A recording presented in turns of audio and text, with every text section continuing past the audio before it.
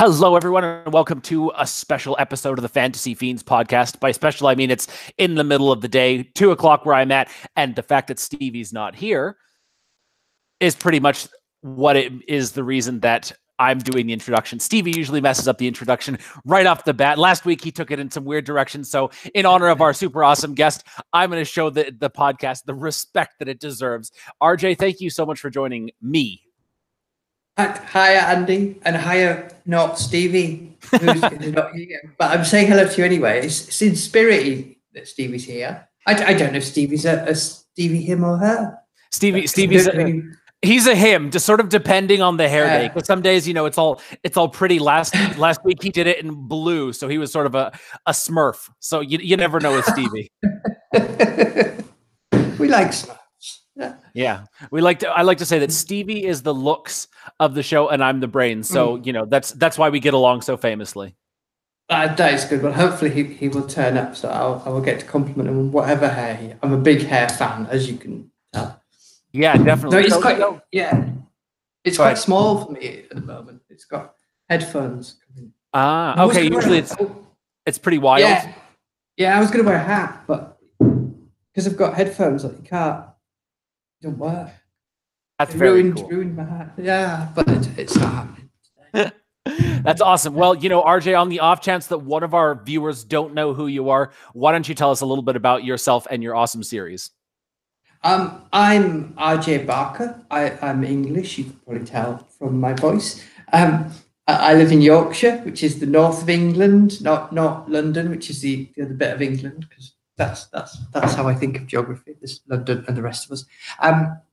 And I wrote the Wounded Kingdom series, which are Age of Assassins, King of Assassins, and Blood of Assassins, but not in that order. It's Age, Blood, and King. And they are. Oh, this must be Stevie. Hello, Stevie. I thought it was 4:15. Stevie, I am so sorry. I was actually in my chair just writing for 15 minutes, thinking that it was at 4:15. Oh, sorry, RJ. We usually start at 4:15. I'm sorry. That's okay. It's 10 o'clock at night here, so I have no idea what's going on. I love your room. Let me get my headphones on. Sorry about that, Andy. That's right. I was just telling the listeners / viewers that this is one of the, the flawless introductions, one of the few that we've had on the Fantasy Fiends podcast, and it didn't immediately go off the rails. So, Hear me? See what I mean, RJ? He's the looks of the show. Yes. Oh, beautiful. I don't know.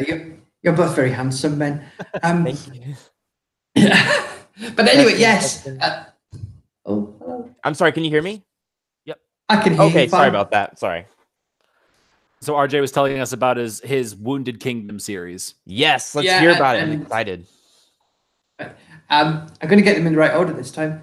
Age of Assassins, Blood of Assassins, and King of... I tell you what. Wait. I'm just going to go to the vanity cupboard. Give me a second. I love this house. I know. We're totally going to see all the cool stuff in the back there. Yeah. Yes. I'm not big on preparation. But, that was my microphone. Age of Assassins. Blood of Assassins. With me on the cover. Orbit will try and tell you that's not me. Totally is. And King of Assassins. And they are the story of an apprentice assassin called Gerton Clubfoot. Who, as you get from his name, the clue is there. He's got a club foot. He's disabled, and his master Merila Khan.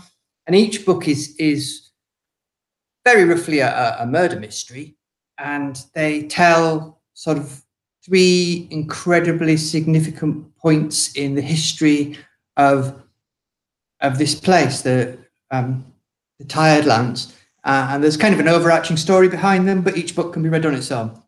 Though I would suggest not doing that. I would suggest reading all 3, which will make my publisher very happy. Now, let me ask you, RJ, the thing that immediately springs to mind when I read the blurb of your book a year or so ago, it reminded me of Robin Hobb's Farseer or the Fifth Chivalry series, mainly because it's a young man apprenticing with an older character, to do the to learn to become an assassin. Was that sort of like an original inspiration in a way for this series? No. No, and yes, I have read Robin's book, Robin's first one, a long time ago. So I imagine it was somewhere in the back of my mind. But I think what people, when they read the books, they get as Robin Hobb is, there's a sense of melancholy that's running throughout them. They're not sort of miserable books, but they're not happy books either. And that's actually from a writer called C.J. Sansom, who writes some history books. Okay. And that's probably a huge influence on me when I was writing this. And the other thing, the reason he's young is I became a parent a couple of years before I started writing them. And I wanted to explore what it is to be a parent. And that's what the book's about. It's about a parent and child relationship. Him and Marilla, the female assassin, is kind of like a mother figure to him. I am 80 pages into it, and I don't know, RJ, if you found this out, but being a writer, I feel like you have less time to read because you're always writing. God, yeah. Or do you find a lot of time to get some reading done? No, I mean, I was saying to Andy a minute ago, I'm chronically ill, and I don't think I've read more than about 4 or 5 books in the past 3 years, because I kind of really have to choose where to put my concentration, and I either write or I read, and there's no in between. And I understand. These books, they were written on a really tight deadline, so I just wrote. And then my newer ones, it's not quite as tight a deadline, but they've turned out to be much bigger books. I thought I'd like books last time, but I didn't. I watched your interview. It's something that's really inspired me, and it was the one where you interviewed, you asked yourself questions, and then you answered them in the future. Is that thing real?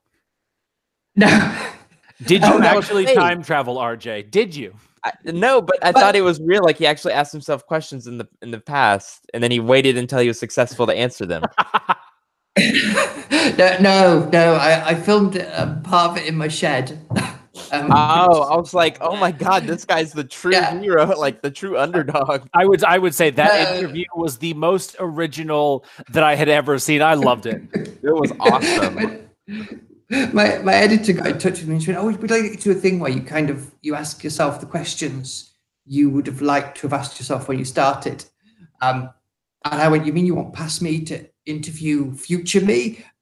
And she just went, "I'm not sure that's what I said." And I was like, no, I'm going to run with it. And then I sent her that video, and she's just like, "Oh my God, okay." But I love doing it, and I love that coat's my favorite coat. But you don't get to wear it very often. Big 10 furry coats. You can't go shopping in it. People look at you weird. What is the story behind the boots? I love your boots. I love your wardrobe. I want you to like come out with your own clothing line because you're so fashionable. I love it. So, what is your style? I love it. It's like dark, I guess. Yeah, well, I'm a goth. You're a goth, okay. I've been am I really? When I was about 15, 16, I'm not the most manly of men. And I worked out I was a lot more attractive to women if I was covered in makeup and looked a bit girly. So like hair metal and goth music were a good excuse to do that. And I liked it as well. So there's that sort of influence. And the boots are as soon as I got my first advance, because we'd been poor for so long, we just never had any money. And we got to advance, and my wife said, "Right, we're just going to go and buy you some really good shoes." There's a shop called Jeffrey West in town near Leeds, where I live. And it just has this display of the most beautiful boots. And they were just things that I'd pass and go, if I was ever rich, I'd have a pair of those. And my wife was just like, "Right, we're going. We're not rich, but we're going to spend money on those boots." And we went and we got those boots. And I absolutely love them. Too scared to wear them. Amazing story. Well, it was worth it because it caught my attention. I like fashion, so that's freaking awesome.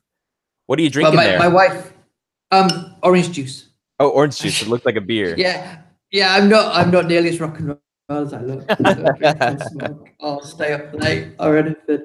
I've done all that. I'm really already there. Awesome. Well, so I'm a dad. The one thing that I took away from the last interview you did one on the Fantasy Focus podcast, I really enjoyed it when you were talking about you have, is it cystic fibrosis? I have Crohn's disease. Crohn's disease, that's one. Someone else was cystic Yeah. fibrosis. So tell us a little bit about that one and how it's influenced you as a writer. Not related to the characters you create, we'll get into that, but specifically how it's affected your writing life. I'm very much a glass half full kind of person. And I was very, very ill. I'm 6 foot tall and I weighed about 6 stone at one point. And I was just in constant pain.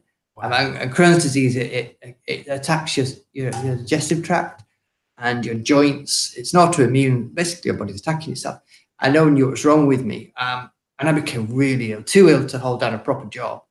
And if I'd not, I don't think I'd ever have become a writer, because I literally had to stay at home and I had to find something to do. And I'm quite lazy. I managed to be so lazy. I was actually bored, and I had to sort of really. I'd written for years, just writing short stories and stuff. And I thought, right, I'm going to properly go at it and write a novel.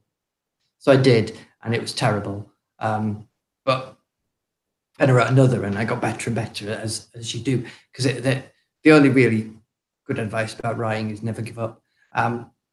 That's awesome. Yeah, but I think that being ill gave me the time that I'm always amazed by writers who hold down a day job and write, because I couldn't do it. I just, I always say, it's because I'm ill. I just don't have the energy. But I think that's a lie. I think I'm probably just too lazy to actually do that. So you said you've written before, because when I watched that interview, I thought that Age of Assassins was the very first book that you ever written, and I was like, this is absolutely exceptional, amazing prose. Like, this is your first book. That's wonderful. So what was the process to become this book? I left school, and I was a working class kid, and I've always loved books. Books have been a huge thing for me. I've read all my life, and anything, whatever I can get my hands on, I'd read. But it just never occurred to me leaving school that I could become a writer. That was just not something kids from where I was from did. But maybe I could become a musician. So I played in bands for a long time. But I was terrible. I was the worst musician. But I looked really good. I had really big hair, and I could pull a shape. So I got in lots of bands. But they were all terrible, apart from the last one. And eventually I realized that I just wasn't going to be good enough. But I wanted to do something creative. And I thought, well, I'm going to try writing. And I started with short stories because it seemed less frightening. And I think over 10 years of writing short stories, I made the grand sum of $5. And you can't cash a check for $5 in a UK bank. They're just like, that's not enough money. So it wasn't particularly, I was never going to get rich. And a lot of them came back as, this is a bit weird, which is the story of my life. And then, as I said, I got ill. It took 7 years, more or less, where I couldn't really do anything. And then after that, I thought, right, I'm going to buckle down, write novels. And I wrote a novel that wasn't good enough, but it taught me a lot. And mostly it taught me I could finish a novel, which I think is a real hard barrier to break through. The sort of going from 5,000 or 6,000 words to 100,000 words is massive. But once you've done it once, then you can do it. So, And then I wrote another one, which I love. And it got me a bit of attention, but it wasn't good enough. And then I wrote a science fiction novel, which got me an agent who sent me the brilliant letter of, I absolutely love the Sergeant. I think it's brilliant, apart from the last 2/3. So we had to get rid of that, and I had to rewrite it all, and that went out to market. And it didn't sell in the end. My agent at the time was absolutely gutted, but I wasn't, because when things got to market, I can't do anything. I'm just like, what's going to happen? And that sort of no one's going to buy it meant I could write again. And I was given some suggestions of what I might want to write, saying, oh, we're looking for this kind of story. We think you'd be a good fit for it. And I started them. And then I had the idea for it, Age of Assassins. And I told my agent, and he wrote back to me and said, if you're going to write a first-person fantasy murder mystery, it would need to be really good to sell. And what he meant was, don't write that book. And what I heard was, write a really good book. So I was just like, okay. So I wrote it, and I wrote it in 6 weeks. Wow. I was like it wasn't quite the book you read. The changes were made, but the basics of it. But it's never happened again that I've written that quickly. It was just, I had the idea, and it was like it was being talked into my ear, and I just sat and I wrote it all over Christmas of 2016, 17, Wow. maybe. I'm not good at remembering dates, but and I parted ways with that agent, not because of that. He's a lovely man, and he put me onto my new agent, who's called Ed Wilson of Johnson and Alcock, and he sort of came back to me within a week of getting it and just said, "Yeah, this is. I've got a really good feeling about this, RJ," and we went from there and we sold it, and my life has been absolutely amazing ever since. It's just been. Somebody took me aside and said, "Look, I know it's all exciting when you're a debut author, but it really gets worse, to be honest with you. It just gets harder and harder, and then you'll be ignored, and you'll lose that excitement." But it's not true. Every morning I wake up and think, oh my God, I write books for a living. And it's just I think because I'm aware of how absolutely unlikely it is to be in that position, I feel like every day is a party. It's brilliant. That's amazing. Now, so when we were emailing about the show, you said you were in hospital this morning. Clearly, the Crohn's disease does affect your life more than just, the fact that you were in bed to write the story. So, so how does it not mess with your day, but how does it factor into your day? My specialist said a good way of describing it is like having flu all the time. Oh, which without it's not as bad as that sounds. I'm just basically very tired. I have very limited amounts of energy. So it's kind of, I can spend a couple of hours writing, or I can spend a couple of hours reading, and that's the choice. And it attacks your joints. I get arthritis. My hands are a bit bad at the moment, which is why I was at hospital today, because we're changing the drugs that I take. And part of the reason Girton has a club foot was it attacked the joints in my ankles very badly, and walking was incredibly difficult. And there's a lot of stuff about chronic pain, which has gone into the books, like when we're talking about him breathing, and he's using it to conquer fear. But that's actually pain management techniques that have gone into the book. So it is a really personal book in a lot of ways. And then in other ways it isn't, because he kills people, and I wouldn't do that. That was actually going to be my next question, is if that shaped it. So it's interesting. So how long did your ankle like lock up like that? God, I don't know. I mean, I was really properly ill for probably 3 years. 3 years, wow. And in sort of, but I'm not the sort of person that dwells on things. So I kind of, that's done, and I'm much better, and I just kind of get on with things. And for sure. And you were saying that you're on the autistic spectrum. That one of the things that was important about Girton is tried to find the way around this, saying it. Someone said that they were disappointed that it wasn't more in it about how Girton's disability stopped him. And there's a thing, you're not really meant to answer your critics, but I did answer this because I thought it was important to say to it. And I'm not sort of a shouty person or get angry with people. But I was saying that I'd thought about that, but I specifically didn't want to write that. I wanted to write the fact that a disability, any disability, becomes your normal, and it does impact you, and it does. I mean, yeah, but for him and for me, when you say how does it impact me, I don't really.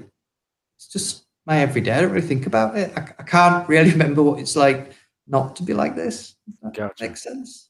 Well, like so for an example, in real life, my real life, as someone on the autism spectrum, I know that emotions are sort of my weakness. Like I don't always understand people's emotional reactions, or when they say things, or have a hard time socializing. So when I got into writing, I did a lot of research into the sort of psychology of people. And now every story I write, I do a lot of research into understanding why this character is going to react this way when maybe I would think he would react another way. So again, I would even say that this potential disability has actually turned into my superpower as an author, so to speak, because that's the whole title of this episode, The Power of a Disability, in the sense that this is something that I have struggled with for years. So now I am focusing on it, and in a way, my characters are what drive all of my stories. You know, the background, the settings, the poetic writing. You know, it's not really important for me. What really matters is the characters.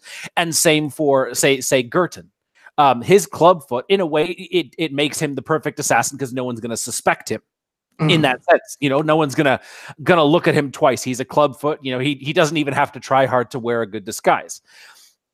But so that right there is his power. But then I loved how you were talking about how these breathing techniques are his fear management, which stems from pain management. But fear is one of the most debilitating emotions that humans face. So just being able to use these techniques that he controlled his pain with to control his fear, that gives him a huge edge, especially in, you know, life and death situation. And so I love when authors take disabilities and turn them into the ability or the power. And then, of course, finding out how, you know, how their particular disability or disorder translated into that. It's always a super fascinating discussion for me. I mean, I think you take everything as and another thing that one of the reasons Girton is disabled and his master is dark skinned in a place where that's unusual. It's something I'm fascinated with, is the idea of the outsider, and having been someone who's probably eccentric is the word we use in England. You can probably tell. I've always kind of felt like I'm slightly one step removed from everyone else, and that's the thing that I like to explore. And that Girton is an outsider. That's good for a detective story as well, because you want a character that can experience that world and have to learn about it so that the reader can learn about it with them. So you can't. So he's an outsider and a stranger in this world, and he's learning how it works. So you are learning how it works with him, which is kind of, that makes it sound a lot more technical than actually I write, because I don't write like that. But I think that's a subconscious thing that was going in my head. And disability plays a huge part in that. As you go through the trilogy, can't say much more without spoiling, but he's not the only one. That's I read this study a couple years back, or a few years back. It was done in Australia, where they ran a questionnaire to like 8,000 people, something, you know, a pretty decent cross section of the population, and it turned out that only 13% or 13 to 17% did not suffer from some sort of mental disorder, be it anxiety, stress, depression, autism, and, you know, like some sort of something. So it's such a small percentage of the people who don't have something. And that's something that I found that a lot of people really identify. They connect with these stories on a much deeper level because they see this part of themselves reflected in the characters. Not a lot of people that I know are half demon assassins like my character, but then they all write me and they're like, oh my goodness, you know, when this character was sitting on the sidelines at a party, watching people and wishing he could be a part of it, but feeling like an outsider. I've felt that way so many times before. And that bit of humanity, just like what Girton goes through, is what makes a character so relatable. It's what people love about these characters more than any, you know, super awesome magic or super amazing skills. It's these moments of humanity that they can sink their teeth into.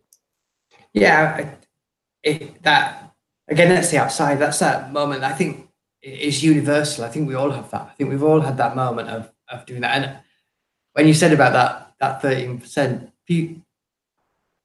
we're all a bit odd. Even the people. I've got a friend who's just really normal, and it is the most normal person I've ever met, and I think that makes them quite odd, just because they are so normal. And I love that about people. Everyone, you meet so many people and go, "What do you do?" You're right, and go, "I wish I did something interesting like that." And then it turns out they're like a neurosurgeon. You're like, what? Yeah. No. And everything's fascinating to me. Everything even somebody who just a street cleaner. It's not just a street cleaner. It's a job where you get out there and you meet people every day. Everything has something. I love people, and that's I write about people, and that's what I love. I think that's what Orson Scott Card said. I read one of his How to Write Science Fiction and Fantasy books, and it was, authors, writers in general, they see things differently than other people, and that they're always excited for new experiences and how they can turn it into a story, and they're always examining people. Yeah, I think it's true, even if it's subconscious, and everything you've ever done and every book you've ever read is somewhere in the back of your head. Just waiting to come out in some way, and you might not know until it comes out. Like when people ask me how I write, it's all retconned. That's my word that I've learned. I like that word. Because I sit and write a book. That's how I write. I don't think about it. I just do it, and then I'll finish it and think, oh, that's what it was about. So I'm kind of and with these, when I wrote King of Assassins, this one. We've got completely off script, haven't we? I can't even remember the question you asked. And the cat is here now. He's staring at me through the window. I'll just carry it out. But ask a question. I'll try. No. I want to hear what you were saying. Yeah, I was interested about King of Assassins. Well, when I wrote Age of Assassins, I had the entire story. It jumped into my head. The entire story was there, and that was just like, whoa. And when I wrote Blood of Assassins, I had a very definite idea about some things that needed to happen and who had done what and how it ended. And I knew that. And I knew there was a sequence in the middle, which is the literal and physical middle of that book and the entire trilogy. And it's kind of like a balance point where God decides who he is. And I knew I wanted to do that. But when I sat down to write King of Assassins, I knew there's an arching story behind the three books that you can or don't have to buy into. And I knew how that ended. But that has absolutely nothing to do with the plot of the actual book. And I literally sort of sat down in front of it and thought, okay, we're starting the third one. I don't know. I just got a blank. I don't know. I don't know what's going to happen. And I just started writing words, and that's how I write. And I got to a point in it where I can't say it because it's a massive spoiler, but I wrote a sentence that just came out of nowhere. And basically this sentence ruined everything. Any plant might have been forming this sentence ruined it, and it made everything hard. And it was just looking at it thinking, that can't work in this world. It could never be. That makes no sense. And I just found that tremendously exciting because it then made it a puzzle for me, working out how this thing could happen and why it had happened. And that became the plot of the book. And that's how I write. I kind of write in a very exploratory fashion. But weirdly, what you read is very, very close to my first draft. There's not a huge amount of change. It's touch wood so far from what I do. Wow. Really? So you're saying the first draft that you like sat down and wrote out, or the first draft that you consider complete? Because like I'll write a first draft and then I'll go back and tighten things up before I consider it the first draft complete. My first draft is, it doesn't change enough. Not so far, it hasn't changed. I mean, my first draft is physically unreadable if you're not me, because I type words backwards. And stuff like that. So I go through and do a tidying of the grammar and the words, but the story that then tends to be there, and it tends to be something very similar that has gone to my editor Jenny so far. That I don't tend to add a lot. I don't know what I do. She came back and went, "Oh, we need to make some major changes to this and this and this." Gave me lots of technical things because I'm like, I don't know what any of that means, Jenny. I don't know what I'm doing, and I'm just mixed up. And so when you tell her that, what happens? Do you still have to change anything, or? Yeah, well, my editor Jenny is brilliant. She's absolutely fantastic, and editing is I can't do it, and I'm not. Sometimes people contact me and say, "Will you have a read of my book?" And I always say no because I don't think I'm helpful, because I'm not an editor. I'm a writer. And if you sent me what you were writing and said, can you have a look at this? I wouldn't be able to see past what I would want to do with it. So, so your characters might go on and turn into a talking dog. And I might be thinking, well, clearly that should be a cat. Cats are much better. But that might not help you. That's not what you're trying to say. Where Jenny is brilliant because she makes what I do more me. And that's how she works. She kind of nudges me. In Blood of Assassins, the thing she did that, I think she said, "Oh, right, I've read it. It's a prologue on it. I don't think you need it. I think we should get rid of it." And I'd written this prologue, and it had a thing happen in it, and then that thing was echoed right throughout the book as kind of a literal motif, and I really liked it. I loved it. And Jenny said, "No, I think you've made a mistake with this prologue. I think it's wrong, and I think it sets up the book incorrectly." And I was just so, I do not think that is the case at all, Jenny. And I wrote a 5-page email explaining all the reasons why she was wrong. Whoa. And I got to the end of it. Yeah, I got to the end of this email and I thought, oh God, she's right. Oh no, that is right. Yeah, and she is nearly always right. She often writes in the margin. Wow, my editor does the same thing.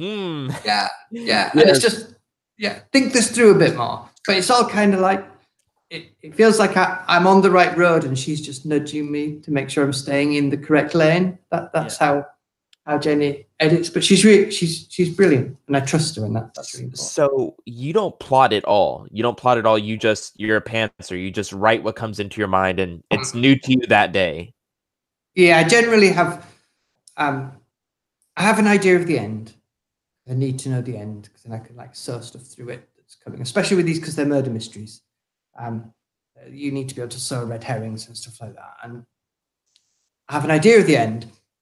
I know a couple of cool things that I want to happen with King of Assassins that I didn't. I literally just knew the end. But with the bone ships, which I can talk about now, I've not been able to talk about it for a long time. I had to write an outline for it to go to orbit so they could read that and see if they wanted to buy it. So I did have a plot for it, but I kind of just put that to one side and write. But I don't know the minutiae of what's going to happen. I have a rough idea of where I'm going, but it's not written down generally. It's just in my head. It's extremely similar to what I do. Is I kind of know point A, B, and C, and then I zigzag through that, and then usually point B changes, and then sometimes point C changes, and then by the end of it, my first draft is usually what I keep, and I just go fix grammar and stuff. Yeah. And then second draft goes to my editor, comes back, I do a third draft, and then my girlfriend reads the fourth draft, fixes things that make it more flowy, and then boom, I'm done. Yeah, I think it's all what you teach yourself to do. That's how I've taught myself to do it. But it's not something that's going to work for everyone. Andy writes completely different than I do. Completely different. I've seen his beautiful plotted outlines. I mean, they're absolutely magnificent. You can tell in his world building that it's an incredible amount of thought. And I'm like, I didn't even realize that what my currency was until I needed my character to buy something. You know. Yeah, but that's how I was. You know, in thingy games, real-time strategy games, you have the fog of war, where you can't see a thing until you've been to that place. Yeah. That's how I think of writing a book. That I don't tell you a thing till you need to know it. So I don't do any world building or anything like that. I'm just making it up as I go along, which is bad because I don't take notes. And in the Assassin books, he has this style of fighting where they're like first iteration and things happen. And I just made those all up on the fly and then finished them. And then my agent was like, right, start the second book. And I started the second book and I thought, oh God, there's all that stuff that I've set up and I've not written any of it down. So I had to go back and write all the stuff down and make sure, and then keep notes of it so I did it for the third book, so make sure it was all right all the way through. So don't be too slack. Now, good advice.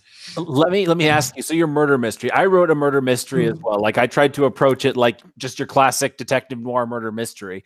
But me being me, I had to sort of build it. I knew where I wanted it to end, and so I had to build backwards.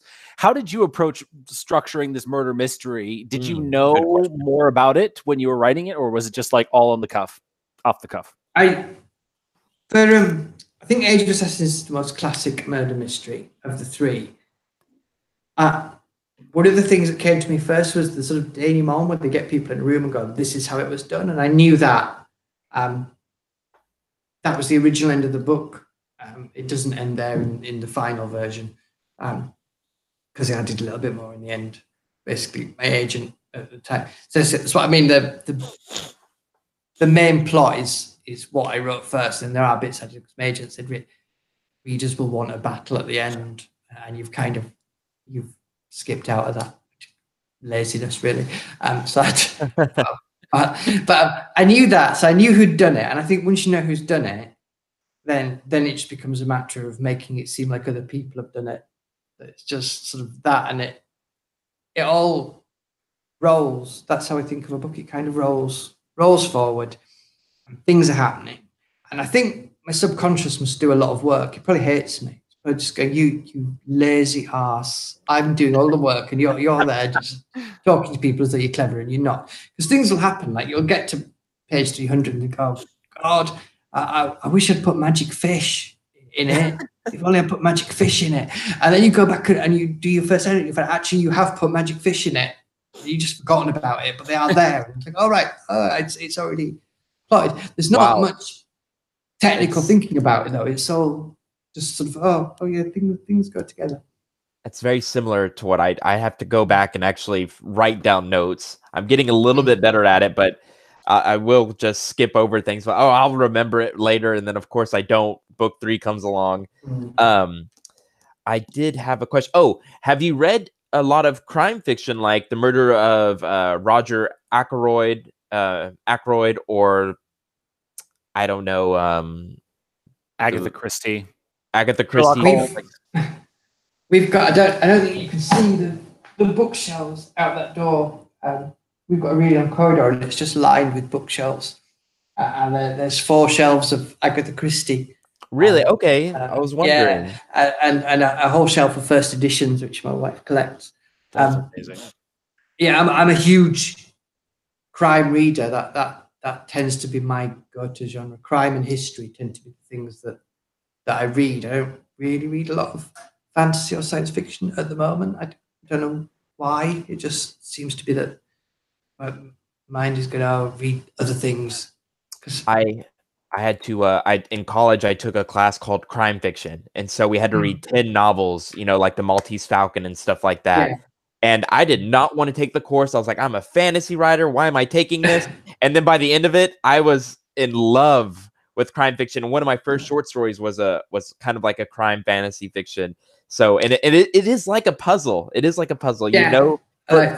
It's at the end, who the killer is, and then I just kind of work backwards and just feed the reader details, and then I try and put a little twist in there, and it's long story short, it wasn't very good.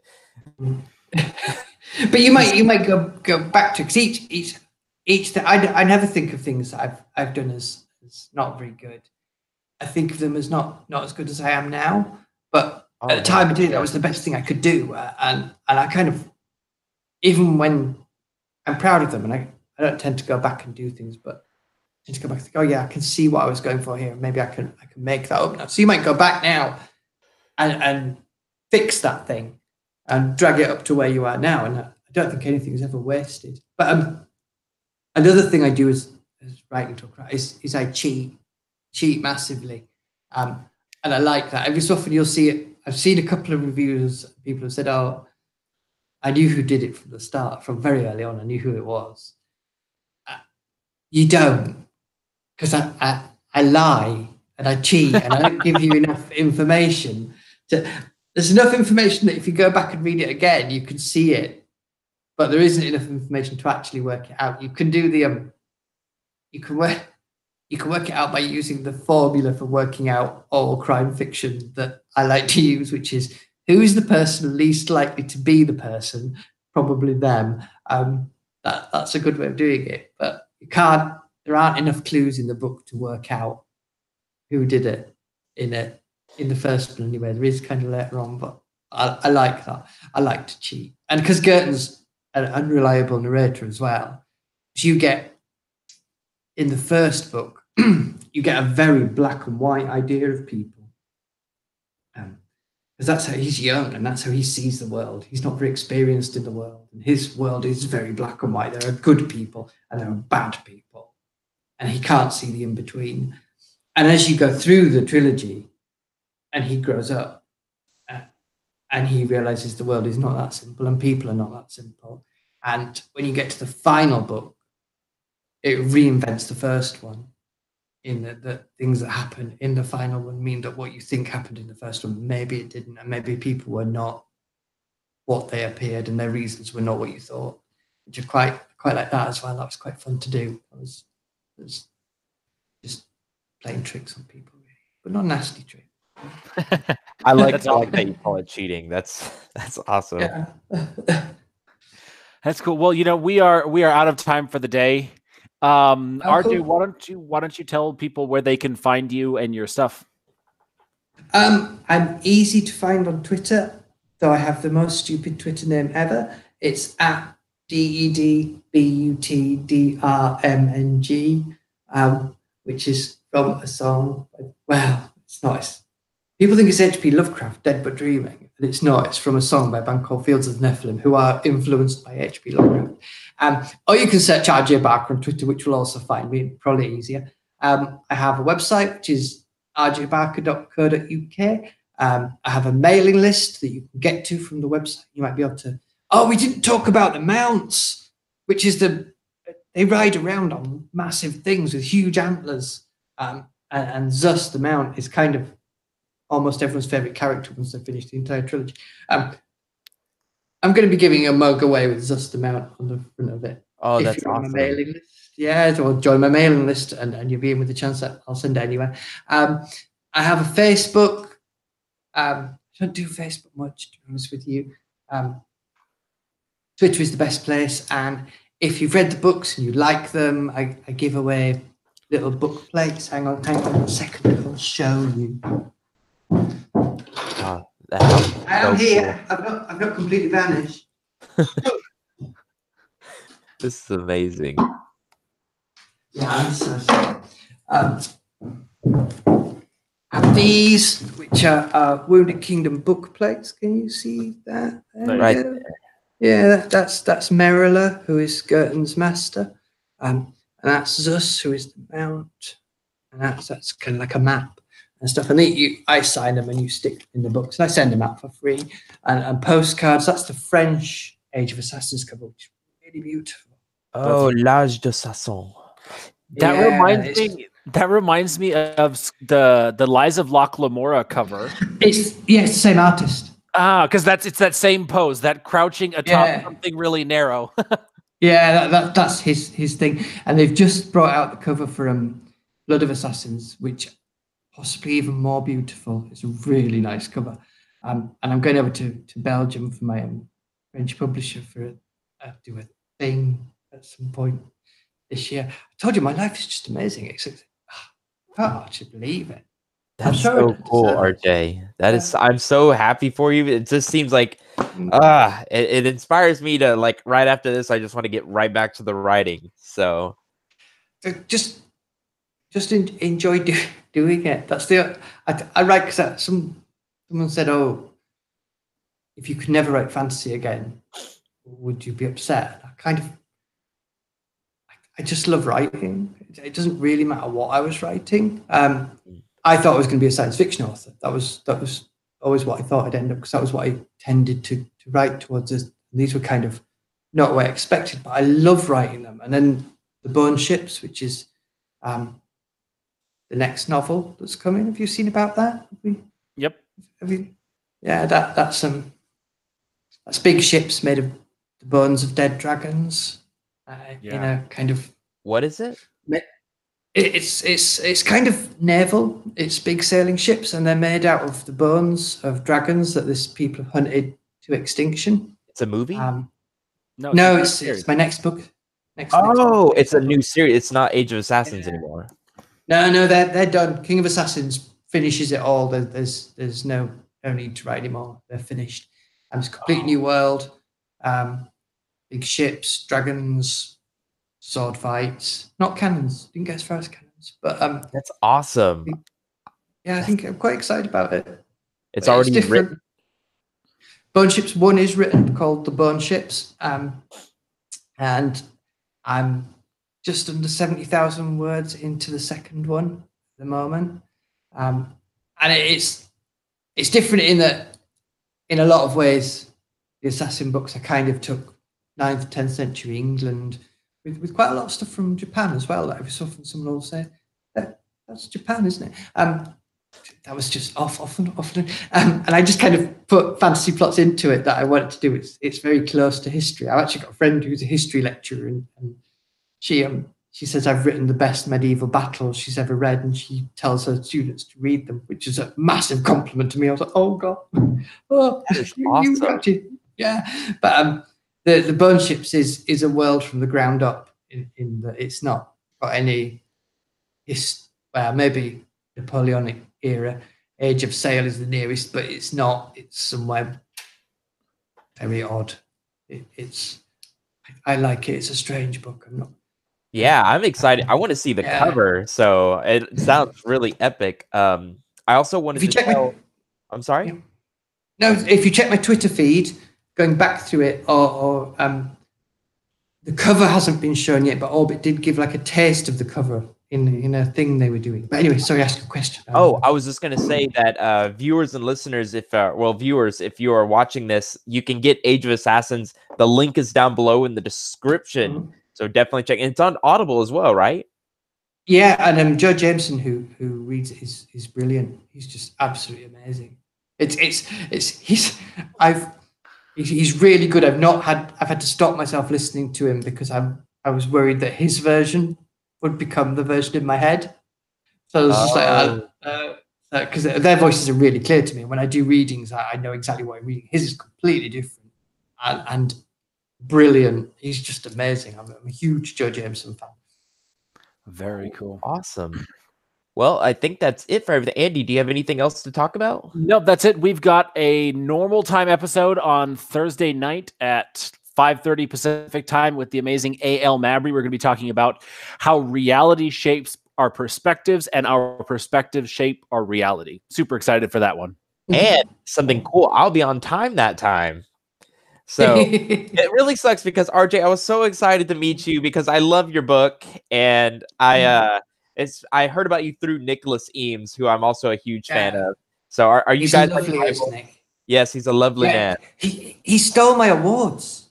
He stole my Gamma Award. I know, it's terrible. Yeah, I hunt him down.